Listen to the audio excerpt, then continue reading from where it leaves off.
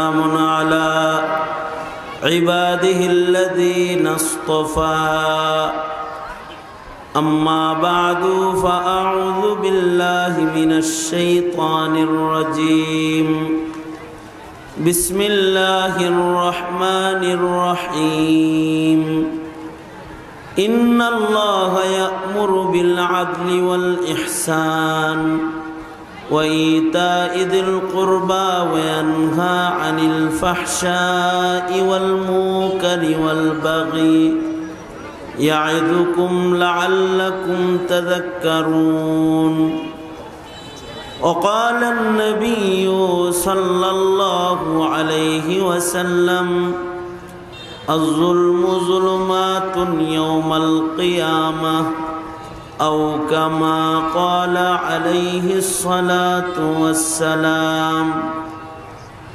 اللهم صل على محمد وعلى آل محمد كما صليت على إبراهيم وعلى آل إبراهيم إنك حميد مجيد اللهم بارك على محمد وعلى آل محمد كما باركت على إبراهيم وعلى آل إبراهيم إنك حميد مجيد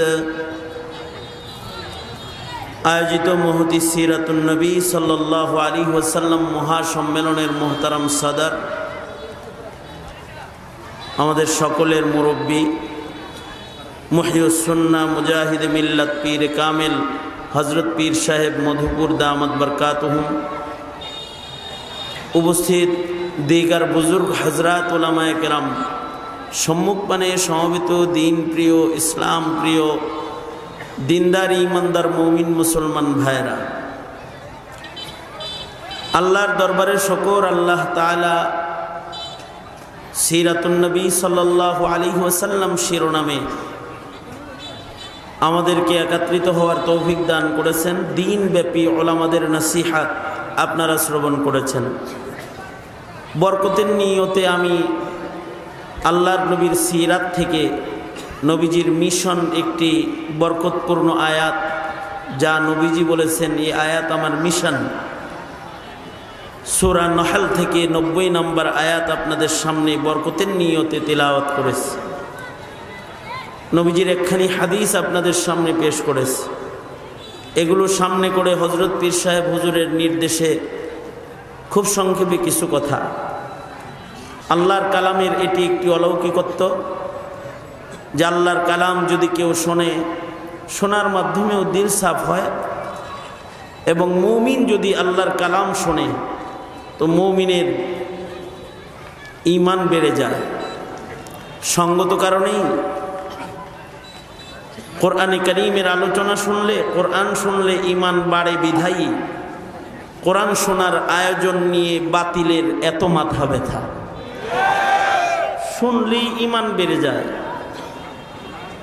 ওয়াইদা তুলিয়াত আলাইহিম আয়াতুহু যাদাতহুম ঈমানা, এটা কোরআনে কারীমের অলৌকিকত্ব, কোরআনে কারীমের ইজাজ। কোরআনে কারীমের ইজাজ এখানেই শেষ না, আরো অনেক।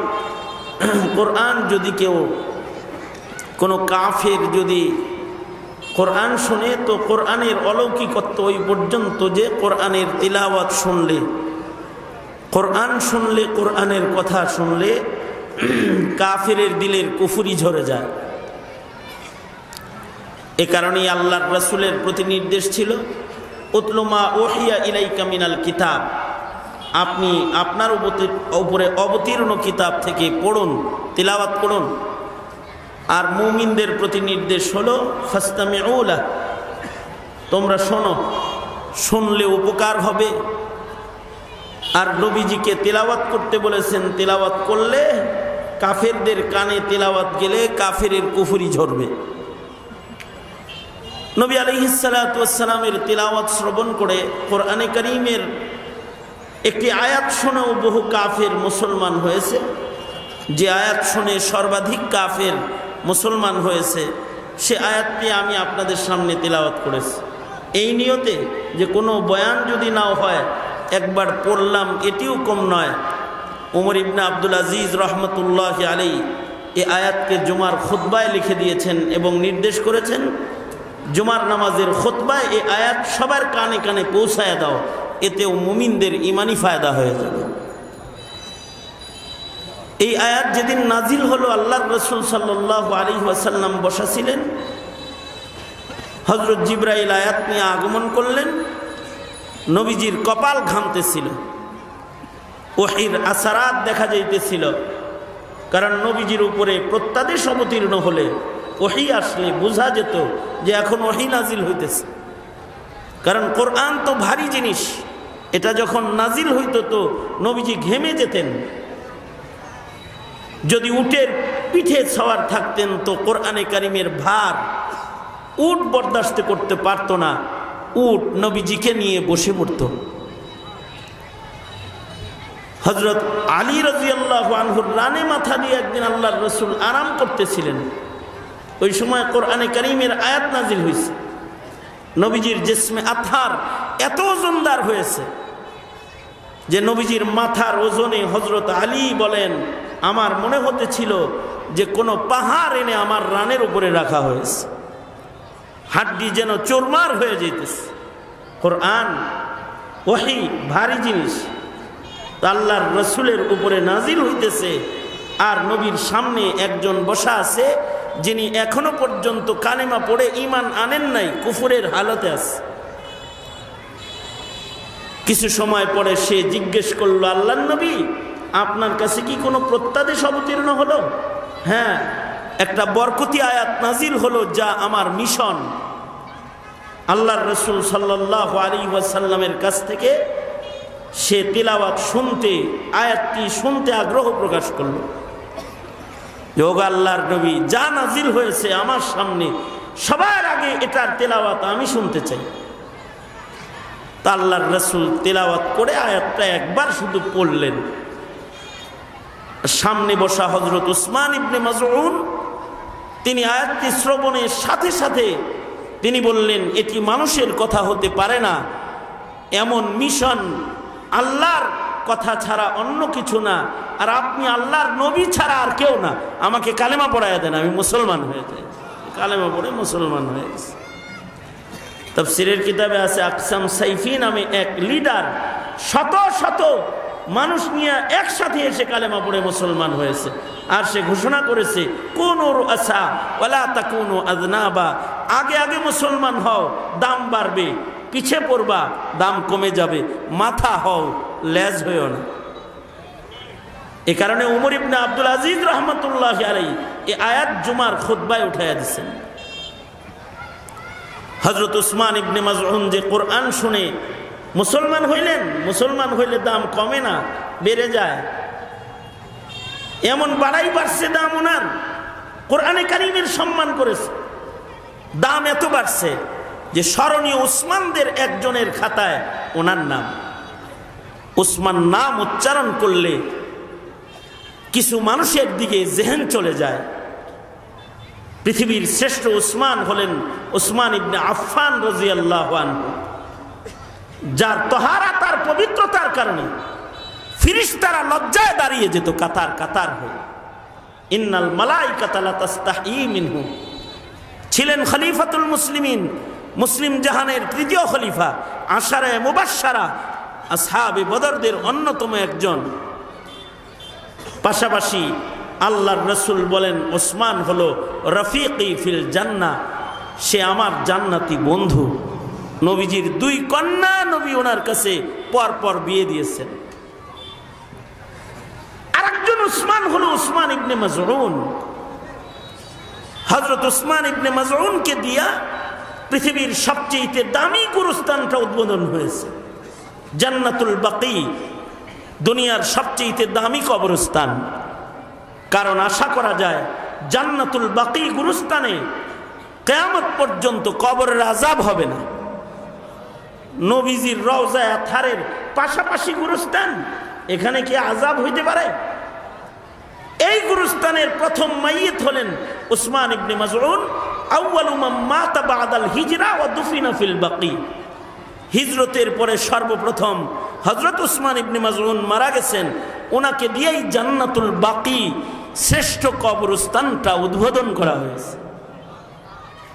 এই কবরস্থানের মাইয়িত হওয়ার জন্য আমাদের আকাবিররা দোয়া করেছেন, কিয়ামত পর্যন্ত আকাবিররা দোয়া করবেন। আমি আমার উস্তাদ শেখুল হাদিস আল্লামা আজিজুল হক রহমতুল্লাহি আলাইকে শেষ রাত্রিতে নিজের লিখিত কবিতা পড়ে পড়ে বহু কাঁদতে দেখেছি, যে হুজুর কাঁদতেন আর বলতেন, আমার কবরটা যদি বাকিতে হইতো। রাজায়া বিরব্বি আন আমুতা বিতাইবাতিন, দোয়া করতেন আল্লাহর কাছে, আল্লাহ আপনি আমার কবরটা জান্নাতুল বাকিতে যদি সন্তুষ্ট হয়ে কইরা দিতেন। এটা দোয়া। আর আমাদের আকাবিররা শেষ রাত্রিতে সারা জনম দোয়া করে এবং করবে যে আল্লাহ আমার কবর তুমি জান্নাতুল বাকিতে করে দিও। बक़िए मुक़द्दस पे हो मेरी मरक़द, हमेशा रहूं मैं किनारे मदीना, हमेशा रहूं मैं किनारे मदीना। কেন মদিনায় মরতে চায়?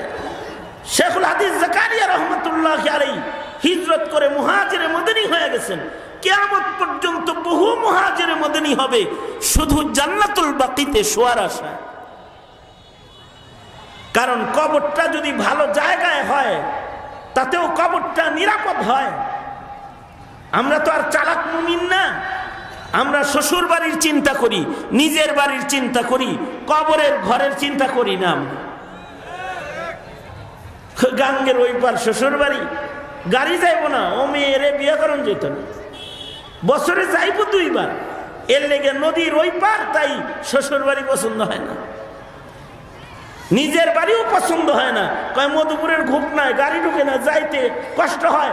ঢাকা শহরে গুলশানে একটা বাড়ি করে, নিজের বাপের বাড়িও পছন্দ হয় না।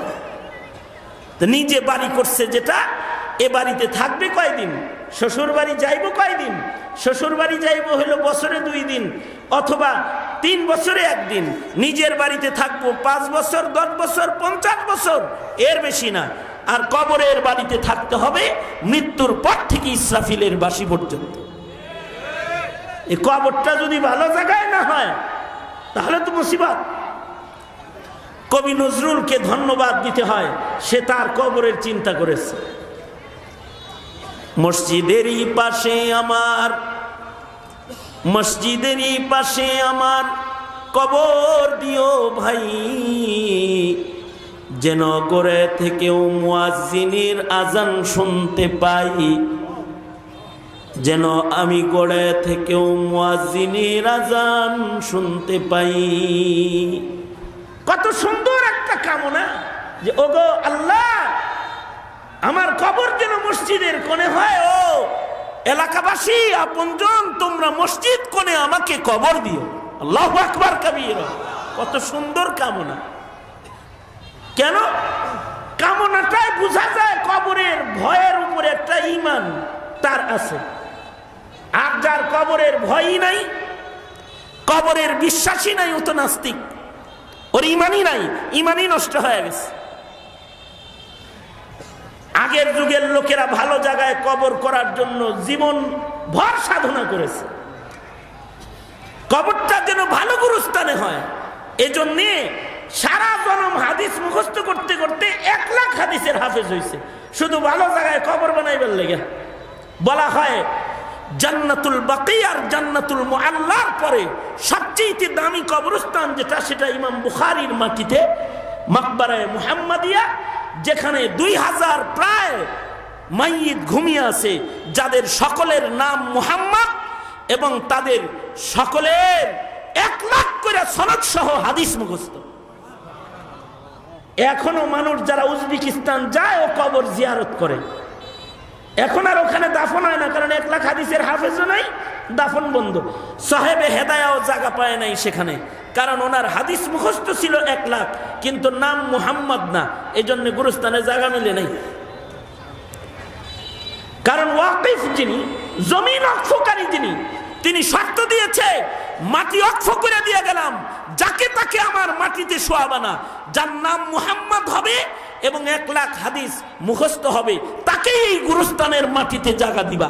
অক্ফকারীর ওসিয়ত। আল্লাহ বাঁচাইছে 1500 বছর পরে আমাদের জন্ম হয়েছে। আমাদের কোন জমিন ওয়াকফকারী এমন কোন শর্ত করে না যে আমার কবরস্থানে বেনামাজিকে কবর দিবা না। যদি বেনামাজিকে কবর দিবা না এ শর্ত লাগাইতো, তাহলে সুদখোর, ঘুষখোর, বেনামাজি, শয়তান যারা আছে এরা মুসলমানের গুরুস্থানে গিয়ে জানাজা কইরাই যায় শুয়ে পড়তে পারত, হাতটা ধরে বের করে দিত যে বেনামাজির কবর গুরুস্থানে হবে না। কিন্তু আজব জমানায় আইছি, যেই জমানায় কবরের হিসাবই কম, কবরের চিন্তাই কম।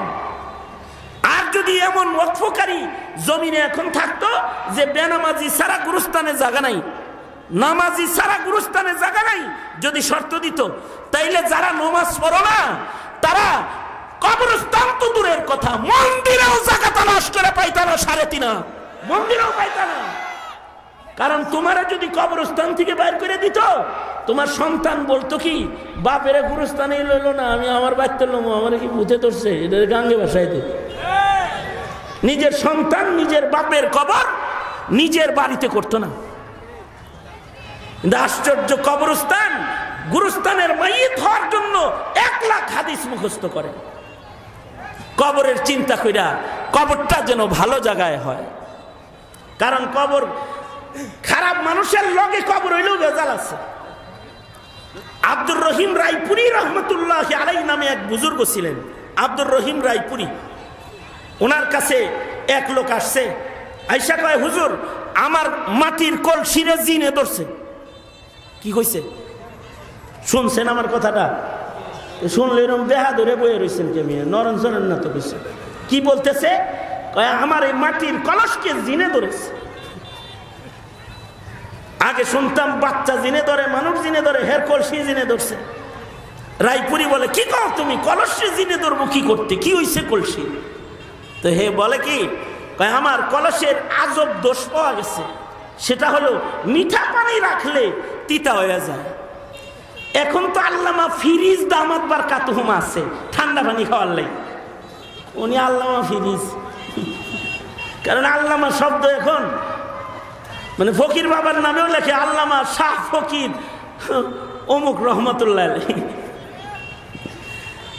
ওই ফিরিজ আইছে এখন ঠান্ডা পানি খাওয়ায়, আগে ঠান্ডা পানি কলসে রেখে খেত মানুষ। তো মাটির কলসে ঠান্ডা পানি খাওয়ার জন্য মিঠা পানি রাখে, এটা তিতা হয়ে যায়, কলসির দোষ। রায়পুরি রহমতুল্লাহের কাছে লয়ে গেছে কলসি, এটার কি হয়েছে, মিঠা পানি তিতা হয়ে যায়। রায়পুরি রহমতুল্লাহ বলেন, এটা জিনেও ধরে নাই, কিছু হয় নাই, তদন্ত করে দেখো কোন মাটি দিয়ে এটা বানাইছে, তবে আমার মন বলে এটা কোনো কবরস্থানের পাশের মাটি হবে, যে গুরুস্থানে হয়তো কবরের আযাব হচ্ছে। কলসি হাতে করে হেমিয়া গেছে গা কুমারের বাইক, যে এই তুমি কোন জায়গার মাটি দিয়ে এগুলো বানাও? আগে তো বানাইতাম এক জায়গাতে, এখন কবরস্থানের পাশে একটা ক্ষেত আছে আমার, এ ক্ষেতে ফসল বুনলে হয় না। ফসল বুনলে রয়েছে, ফসল বুনলে ফসল হয় না, সরিষা বুনলে, ধান বুনলে এটি ভিতরেই পুইরা যায়, নষ্ট হয়ে যায়, ফসল হয় না। ফসল হয় না, এই ক্ষেতের মাটি দিয়ে তুই কলসি বানাস বেটা, চল। রায়পুরীর দরবারে লয়ে গেছে, যে কয় হুজুর ওর ক্ষেতে তো ফসলই হয় না। বাবারে ক্ষেতটা কবরস্থানে অক্ষ করে দে, কারণ হয়তো কবরস্থানের কোন আযাবের মাইয়িতের মাটি তোর বৃষ্টির পানিতে তোর কবরে লেগে গেছে, ছোঁয়ার কারণে, আযাবের কবরের মাটির ছোঁয়ার কারণে মাটি তিতা হয়ে গেছে, মিঠা পানি রাখলে তিতা হয়ে যায়। এখন কথা হলো, যদি আযাবওয়ালা কবরের মাটি পাশের খেতে গেলে পাশের ক্ষেতের মাটি তিতা হইতে পারে, তাহলে রহমাতুল লিল আলামিন সাইয়্যিদুল মুরসালিন মুহাম্মাদুর রাসূলুল্লাহ সাল্লাল্লাহু আলাইহি ওয়াসাল্লামের জিসমে আতহারের সাথে মদিনার যে মাটিটা লাগে রইছে, এই মাটিটার কত দাম? এই মাটিটার দাম আল্লাহর আরশের চাইতে আল্লাহর কাছে বেশি দামি, আরশের চাইতে বেশি দামি। সেই মাটির কবরস্থান যদি কোনোটা হয় তাহলে ওইটা কত দাম? बक़िए मुक़द्दस पे हो मेरी मरक़द, बक़िए मुक़द्दस पे हो मेरी मरक़द, हमेशा रहूं मैं किनारे मदीना, हमेशा रहूं मैं किनारे मदीना। এই দোয়া তো করবেনই যে বকিতে শুইতে চাই, আর এক করবেন যে আয় আল্লাহ আমাকে পীর বুজুর্গদের কবরের সাথে আমার কবর করে দিও, আয় আল্লাহ আমার কবরটা হাফিজুল কোরআনের কবরের সাথে করে দিও। দারুল উলুম দেওবন্দের আকাবিররা ওনাদের কেউ কেউ এই ওসিয়ত সন্তানদেরকে করেছেন যে আমি মরে গেলে রাত্রে জানাজা দিয়া দেওবন্দ মাদ্রাসার রাস্তার ভেতরে কবর করে রাতের অন্ধকারে আমারে মাটি দিয়ে দিস। কয় কি লেগা? গোরস্থান ছাড়া এখানে মাটি? কয় এই পথ দিয়ে তলবে ইলমরা যখন জুতা পায়ে হেঁটে যাবে তো কবরের আযাব মাফ হয়ে যাবে। কবরটা ভালো জায়গায় কামনা করা। জান্নাতুল বাকি গুরুস্থান, যেখানে সব জান্নাতি ঘুমিয়ে রয়েছে, এই গুরুস্থানের পয়লা মাইয়িত হলেন হযরত উসমান ইবনে মাযউন, যিনি তিলাওয়াতকৃত আয়াত শুনে কালেমা পড়ে মুসলমান হয়ে গেছে। কি আছে আয়াতের ভেতরে? আয়াতের ভেতরে মাত্র 6টা কথা আছে, 3টি আদেশ 3টি নিষেধ। 6 বিষয়ে কথা বলার মতো শক্তি সামর্থ্য আমার নাই, সময়ও হাতে নাই। একটি বিষয় শুধু আয়াতের পয়লা নির্দেশ, ইন্নাল্লাহা ইয়া'মুরু বিল আদল, আল্লাহ পাক ইনসাফ কায়েম করার জন্য নির্দেশ করেছেন, সকলকে ইনসাফওয়ালা হইতে বলেছেন। এই এতটুকু নির্দেশের আলোকে 2-4টা কথা। ইনসাফ কাকে বলে? ইনসাফ যদি বুঝতে হয় এর আগে জুলুম বুঝতে হবে। জুলুম কাকে বলে? জুলুম কাকে বলে? জুলমের পরিচয় হাদিস থেকে আমি আপনাদের সামনে পেশ করেছি। আয-যুলমু যুলুমাতুন ইয়াউমাল কিয়ামা, জুলুম হাসরের মাঠে অন্ধকার হয়ে মানুষের চোখের সামনে আসবে। জুলম, এটা ছোট জুলুম হোক বড় জুলুম হোক, জুলুম সব অন্ধকার পর্দা হয়ে হাসরের মাঠে মানুষের চোখে আসবে। উদাহরণটি হাদিসের তরজমাটি বুঝার জন্য একটি উদাহরণ, তাজরিবাওয়ালা একটা উদাহরণ পেশ করতেছি।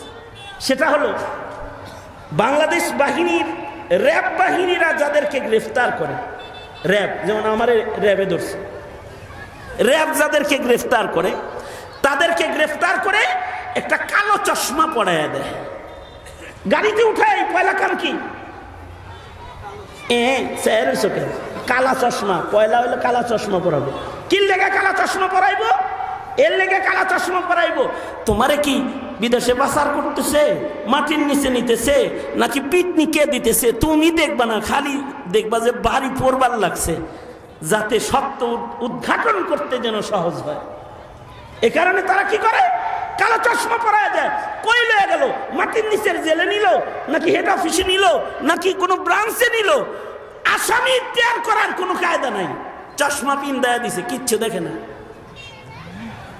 আল্লাহ পাকের শুকর হইল, আমারে যিনি গ্রেফতার করছে উনি কয় কি, হুজুর আমি আপনার ভক্ত, সবাইকে কালা চশমা পরাই, আপনাকে পরাইলাম না।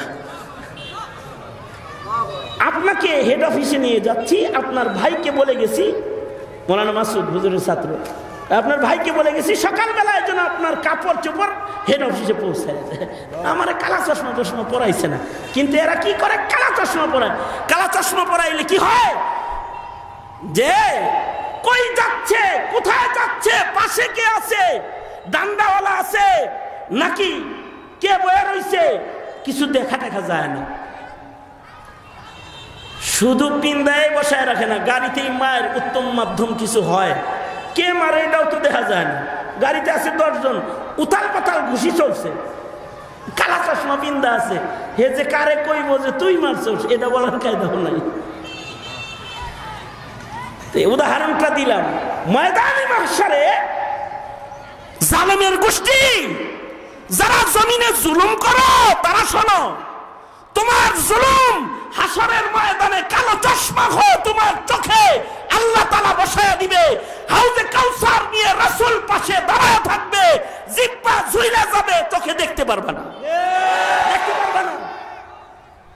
হাউজে কাউসার যে পাশে আছে দেখতে পারবে না। শাফাত নিয়ে সরওয়ারে দু আলম নবী দাঁড়িয়ে থাকবেন, জুলুমের চশমা পরায় দিবে আল্লাহ তাআলা। দূর থেকে দৌড়ে এসে কেউ শাফাত নিয়ে আগে জান্নাতে চলে যাবে, আর তোমার জিহ্বা বাইরে খালি জ্বলতে থাকবে পিপাসার জ্বালা। কালা চশমা পরে দাঁড়ায় থাকবে, কালো চশমা। ওই কথাটাই নবীজি হাদিসে বলেছেন। قال رسول الله صلى الله عليه وسلم قال رسول الله صلى الله عليه وسلم الظلم ظلمات يوم القيامة। আল্লাহর নবী বলেন, ময়দানে মাহশারে জুলুম অন্ধকার হয়ে চোখের সামনে আসবে, কিছু দেখবা না, না কাউসার, না শাফাআত, না পুলসরাত, কিছু দেখতে পাবা না, পথ চলার ক্ষমতা হবে না, জুলুম করা যাবে না, এক জাররা জুলুম করা যাবে না, কতটুকু জুলুম করা যাবে না। আল্লাহর রাসূল সাল্লাল্লাহু আলাইহি ওয়াসাল্লাম বদরের ময়দানে সব সোজা করতেছেন, লাঠি দিয়া সাহাবীদেরকে সব সোজা করতেছেন। নওজওয়ান সাহাবী একজন জজবায় খালি সামনে আগায় আসে, হাবিবে কিবরিয়া আল্লাহর নবী নিজের হাতের লাঠি দিয়া সাহাবীর পেটের ভেতরে খোঁচা দিয়া তাকে পেছনে দিলেন। সাহাবী বড় চালাক, সাহাবী বলে, সরকার গো আমি ব্যথা পেয়েছি। আল্লাহর রাসূল সাথে সাথে সাহাবীর সামনে দাঁড়িয়ে বলে, ব্যথা পাইছো? তার মানে তাহলে জুলুম হয়ে গেছে। ওগো আল্লাহর পয়গম্বর, আমি ব্যথা পাইছি। সরওয়ারে দু আলম নবী বলে, সাহাবী তোমার গায়ে কোনো কাপড় নাই, আমি আমার গায়ের চাদরটাকে সরাইয়া দিলাম, পেটের কাপড় খুলে দিলাম, এই যে লাঠিটা লও, আমি যতটুকু জোরে তোমাকে খোঁচা দিয়ে পেছনে দিয়েছি, তুমি আমাকে একটা দিয়ে দাও, কারণ ময়দানে মাহশারে জালিম হিসেবে দাঁড়াতে পারবো না। আল্লাহর রাসূল সাহাবীর হাতে ছড়ি দিলেন।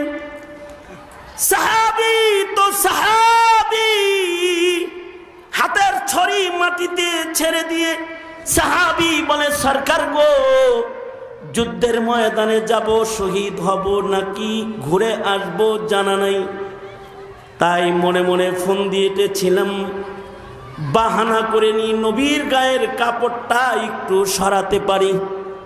ওগো আল্লাহর নবী, আপনার ওই খালি বুকটা হইছে, জাপটা দিয়া জড়া ধইরা কয়, ওগো সরকার এই বাহানাই করতেছিলাম যে আপনার খালি বদন মোবারকের সাথে নিজের জিসমটাকে একটু ঘষায়া রাখি, হতে পারে যদি আজকের যুদ্ধের ময়দানে আপনার সাথে আমার শেষ সাক্ষাৎ হয়ে যায়, কমাস কম সাইয়্যিদুল মুরসালিন নবীর গায়ের সাথে যে আমার দেহটাকে একটু ঘষে রেখেছি, হতে পারে এর বরকতে মহান আল্লাহ আমার দেহের চামড়ায় আযাব দিবে না।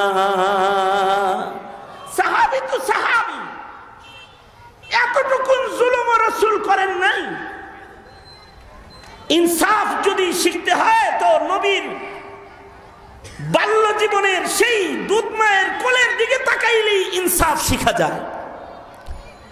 হালিমাতুস সাদিয়া বলে, আল্লাহর রাসূলকে, বাবা মুহাম্মদ সারা জনম তুমি আমার এক স্তনের দুধ পান করেছো, তুমি আমার এক স্তনের দুধ পান করেছো, ডান স্তন, বাম স্তনে মুখ লাগাও নাই কেন? সরওয়ারে দু আলম বলে, মাগো আমি যদি বাম স্তনের দুধ পান করি আর মুখ লাগাই, তাহলে আমার ভাই কি খাবে? আপনার সন্তান আমার দুধ ভাইয়ের জন্য বাম স্তনটা রাখতাম, আর আমি শুধুই মাত্র ডান স্তনের দুধ পান করে মাগো আপনার কোলে আমি ইনসাফ কায়েম করতাম, এক স্তন আমি পান করতাম আর আরেক স্তন ভাইয়ের জন্য রেখে দিতাম। তার মানে ব্যক্তি জীবন থেকে শুরু করে রাষ্ট্র জীবন পর্যন্ত জিন্দেগির পরতে পরতে কোনো জায়গায় এক সরিষার দানা পরিমাণ জুলুম কোনো বান্দা করুক, এটা আল্লাহ তাআলা পছন্দ করেন না। এ কারণে আল্লাহর নির্দেশ হলো ইন্নাল্লাহা ইয়া'মুরু বিল আদল, আল্লাহ পাক ইনসাফ কায়েম করার জন্য নির্দেশ করেন। জুলুম এত বড় জঘন্য গুনাহ, এই গুনাহটা যদি কেউ নিয়ত করে জুলুম করার, তাতেও বরকত বন্ধ করে আল্লাহ। আর ইনসাফ এত বড় ইবাদত, কেউ যদি ইনসাফ করার নিয়ত করে আল্লাহ তাতেও রহমতের দরজা খুলে দেন। আব্দুল্লাহ ইবনে আব্বাস রাদিয়াল্লাহু আনহুমা থেকে রিওয়ায়াত, আব্দুল্লাহ ইবনে আব্বাস সাধারণ সাহাবী না, তিনি ওই সাহাবী যিনি ১৬ লাখ সাহাবীর ভেতরে একমাত্র তিনি ফিরিস্তাকে আসল আকৃতিতে দেখেছেন। বাপের সাথে নবীর দরবারে গেছে, তা যাই এই বাপেরে কয় নবীর পাশে কে বসে রয়েছে ওইটা? তা হযরত আব্বাস বলে আমি তো দেখি না কে বসে রয়েছে, তুই দেখোস নি? আমি তো দেখি কে যেন বসে রয়েছে, আমি তো দেখি না। তা আল্লাহর রাসূল সাল্লাল্লাহু আলাইহি ওয়াসাল্লাম ডেকে বললেন, আব্দুল্লাহ আমার পাশে কে বসা আছে তুমি কি দেখেছ? হ্যাঁ আমি দেখেছি। ইনি তো ফিরিস্তা, তুমি তো ফিরিস্তাকে আসল আকৃতিতে দেখে ফেলেছ, তোমার চোখ অন্ধ হয়ে যাবে। কারণ আল্লাহ যাকে অদৃশ্য চালায়, জিন অথবা ফিরিস্তা, এদেরকে মানব চক্ষু আসল আকৃতিতে দেখতে পাবে না। হ্যাঁ, এটা শাক্কালু বি আশকালিন মুখতালিফাতিন, তারা বিভিন্ন আকৃতিতে নিজেকে পেশ করার যোগ্যতা রাখে। যদি কোনো আকৃতি ধারণ করে তাইলে দেখা যাবে, কিন্তু আসল আকৃতিতে না জিন দেখা যাবে না ফিরিস্তা দেখা যাবে। কিরামান কাতিবিনও আছে সাথে, আবার শয়তানও একটা আছে, কিন্তু আমগোর লগে দেখা সাক্ষাৎ হয় নাই। আমিরে মুআবিয়ার লগে নিজের শয়তানের লগে দেখা হইছে, তার শুরুতে না, মানুষের শুরুতে। শেষ রাত্রে দেখে কি মাথা টিপে আর কয় উঠেন না, এত ঘুমানকে। কয় ঘরে কে রে? আমি আপনার সাথে সব সময় থাকি। তুমি কে? কয় আমি শয়তান। মানুষের আকৃতিতে আসছে। কি জন্য আসছো? তাহাজ্জুদ পড়াইতে আইছি। এর আগে না পড়াইয়া দেখছি কান্দে আল্লাহরে সহজে বাউ করে আলাইছেন, আজকে কান্নাকাটির দরকার নাই, নামাজ পড়েন। এই কথা বললে শয়তান আবার গেছে। আকৃতি ধরলে দেখতে পারবে, আকৃতি না ধরলে জিনও দেখতে পারবেন না, শয়তানও দেখতে পারবেন না, ফিরিস্তা তো দেখার প্রশ্নই আসে না। এই যেই চোখ দিয়া ফিরিস্তা দেখা যায় না, জিন দেখা যায় না, এই চোখ দিয়ে আল্লাহ দেখা যায় নাকি? এ কারণে লান্তারন নাস্তিকরা সব দেখবার চাও না, সব দেখবার চাও, সব দেখার চোখ তোমার দেওয়া হয় নাই, সব দেখতে চাও না। ইমামে শাফি রহমতুল্লাহি আলাইহি বলেন, কেউ যদি দাবি করে যে জিন দেখছি আমি আসল আকৃতিতে, ইমাম শাফি বলেন এটা আস্তে একটা কাজ্জাব, ওর কাছ থেকে হাদিস নেওয়া যাবে না, এটা আসলি আকৃতিতে দেখা সম্ভব না। কিন্তু আব্দুল্লাহ ইবনে আব্বাস ফিরিস্তাকে আসল আকৃতিতে দেখেছেন। মুহাদ্দিসরা বলেন উনি দেখেন নাই, আল্লাহ ওনাকে দেখাইছেন, এজন্য দেখাইছেন যে ওনার চোখ নষ্ট করবেন। কারণ ফিরিস্তা দেখার পরে চোখ নষ্ট হয়ে গেছে। উদ্দেশ্য হলো আব্দুল্লাহ ইবনে আব্বাস তুমি খালি রাসূলকেই দেখছো, ওইটুকুনি মানুষের কাছে বলো, দুনিয়া দেখা এগুলো বলার দরকার নাই, খালি কোরআন বলবা তুমি আর রাসূল বলবা। এ কারণে আব্দুল্লাহ ইবনে আব্বাস যত কোরআন বলতে পারতেন আর বুঝতেন, এতটা কেউ বলতে পারতো না, কেউ বুঝতো না। এ আব্দুল্লাহ ইবনে আব্বাসের রিওয়ায়াত, এই রিওয়ায়াতটা বলেই আমি আমার আলোচনা শেষ করে দিতেছি। শুআবুল ঈমানের ভেতরে ইমাম বাইহাকী রাহমাতুল্লাহি আলাইহি এনেছেন, ইবনে আব্বাস বর্ণনা করেন, এক বাদশা শিকার করার জন্য জঙ্গলে গেছে। জঙ্গলে যে রাত হয়ে গেছে, ফেরত আসতে পারে না, তো জঙ্গলের পারেই এক দরিদ্র কাঠুরিয়ার বাড়িতে মেহমান হয়েছে। সন্ধ্যাবেলায় এই কাঠুরিয়ার গরুর পাল বাড়িতে আইছে। এই গরুর পালের ভেতরে এমন একটা গরু আছে যেই গরুর স্তনে এত বরকত যে কাঠুরিয়া দুধ দহন করলো, এক গরুর স্তন থেকে 30 গরুর দুধ বের হইছে। একটার স্তন থেকে 30 গরুর দুধ বের হইছে। ভালো জিনিস দেখলে কিন্তু নেতাগুলো লোভ হয়, বাদশারও লোভ হইছে। বাদশা কয় পাখি শিকার করে কি লাভ, গরুটা শিকার করলে না, এমন গরু হের ঘরে মানা, এ তো রাজদরবারে মানা। মনে মনে ফোন দি গরু কেমনে নেওয়া যায়, নিয়ত করে আলাইছে গরু চিন্তাই করার। নেতারা যখন ক্ষমতার চেয়ার পেয়ে যায়, চৌরাস্তার পারে যে মার্কেটটা থাকে, হে মার্কেটের বাড়িওয়ালারা যায় পিস্তল সামনে রেখে কয়, ভাই তোমার মার্কেটটা খুব ভালো, শুনলাম বেচবা। কয় না বেচবো, ভাই শুনলাম বেচবা, আমি কি এমনি আইছি নাকি, হয়তো বেচবি তাছাড়া বিদার যাবি। বাস দখল করে ফেলাইছে। ক্ষমতার বলে ভালো বাড়ি আর ভালো মার্কেট দখল করে ফেলাইছে। যাদের কাছে ক্ষমতা যায় এ জুলুম তারা করে বেড়ায়। এটাকে তারা মনে করে যে ক্ষমতার চেয়ারের এটা অধিকার, এটা একটা অধিকারের মতন। রাজায় চিন্তা করে গরু এটা দখল করতে হইব, ফোন দিয়ে আসছে,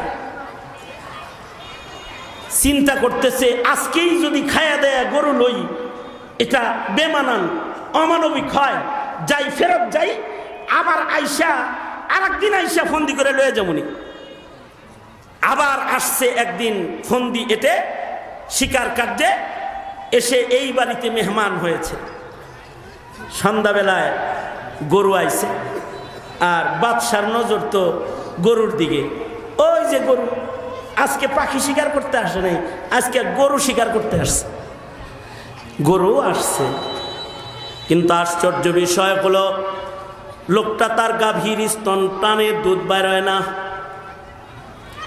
যে গাভীর স্তনে 30 গরুর দুধ হয়, ওই গাভীর স্তন শুকায় গেছে, অল্প দুধ হয়েছে। বাদশাহ বলে, বন্ধু এটা কি তোমার সেই গরু নয় যার থেকে 30 গাভীর দুধ বের হয়েছে? জি বন্ধু, এটা সেই গাভী। এরকম হইল কেমনি, স্তন শুকাইছে কেমনি? আগে হয়তো 30 কেজি, এখন হয় অল্প, কারণ কি? লোকটা বলে, আমার রাজ্যের বাদশাহ মনে হয় জুলুম শুরু করেছে, আমার গরুর স্তন দিয়া বাদশার জুলুম বুঝি আমি। রাজ্যের বাদশাহ মনে হয় কোনো জুলুম করেছে, এ কারণে স্তন শুকায়া গেছে। বাদশাহ মনে মনে শর্মিন্দা হয়েছে, নিজের পরিচয় আর দেয় না যে আমি বাদশাহ, কারণ যে গরু নিব গরুর তো স্তনে দুধই নেই। লজ্জায় চলে গেছে, রাতের বেলায় তওবা করেছে, ওগো আল্লাহ, জুলুম তাইলে এত নিকৃষ্ট গুনাহ, যেটা করা লাগে না, যেটার নিয়ত করলেও তুমি রহমত বন্ধ করে দাও। ওগো আল্লাহ, এমন নিকৃষ্ট গুনাহ আমি আর করব না, আমি তওবা করলাম, আর জীবনে কোনোদিন জুলুম করব না, জুলুমের নিয়ত করব না, আমার রাজ্যে আমি জুলুম হতেও দেব না, আমি ইনসাফ কায়েমকারী হয়ে যাব, আদাল প্রতিষ্ঠাকারী হয়ে যাব। আব্দুল্লাহ ইবনে আব্বাস বলেন, রাতের বেলায় বাদশাহ তওবা করেছে, সকাল বেলায় রাজ দরবারে চলে গেছে। কিছুদিন পরে চিন্তা, আমার ইনসাফের নিয়ত কি আল্লাহ পছন্দ করলো? পরীক্ষা করার জন্য আবার শিকার কার্যে বের হয়ে এসেছে। আবার বাহানা করে থার্ড টাইম দরিদ্র লোকটার মেহমান হয়ে গেছে, নিজের পরিচয় দেয় না।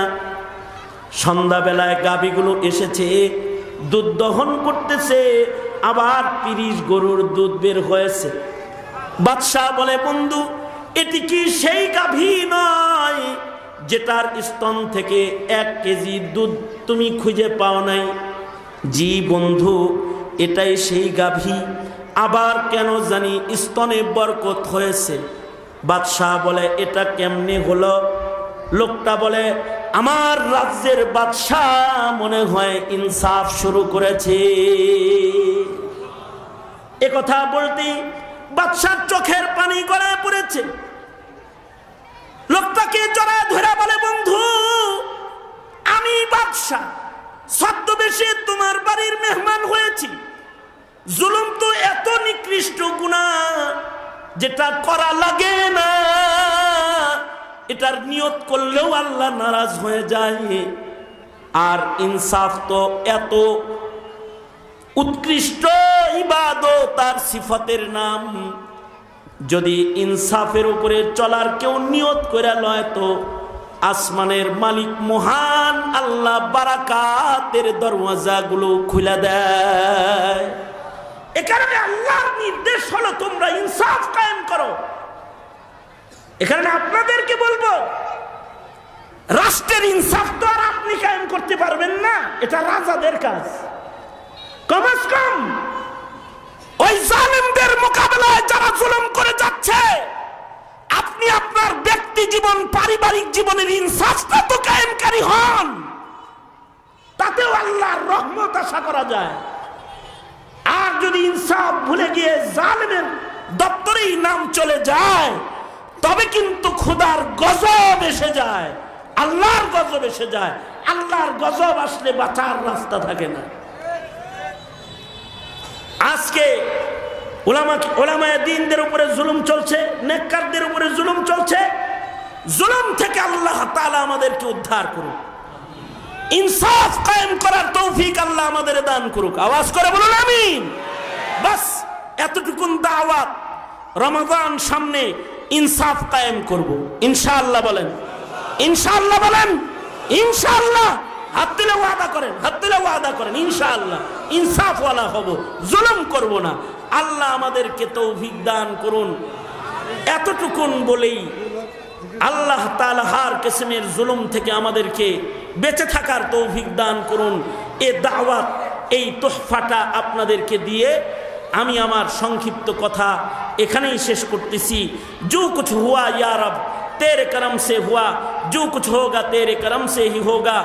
আপনাদের সকলের কাছে দোয়া চাই, আল্লাহ তাআলা হযরত পীর সাহেব হুজুরকে দ্রুত শিফায়ে কামেলা আজলা নসিব করেন। আওয়াজ করে জোরে বলেন, আওয়াজ করে জোরে বলেন আমিন। যে আকাবির চলে গেছে, সে আকাবিরের খালা পূরণ হয় নাই। এ আকাবির যতদিন আছে আমাদের বট ছায়া, এ ছায়ায় দাঁড়িয়ে থাকলে এই জুলম আর সেতাম যখন মুসলমানদের উপরে, আকাবিরদের ছায়ার বড় দাম।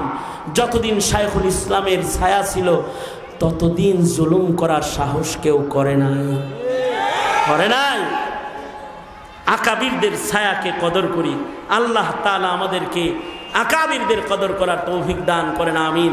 আসসালামু আলাইকুম ওয়া রাহমাতুল্লাহি ওয়া বারাকাতুহু।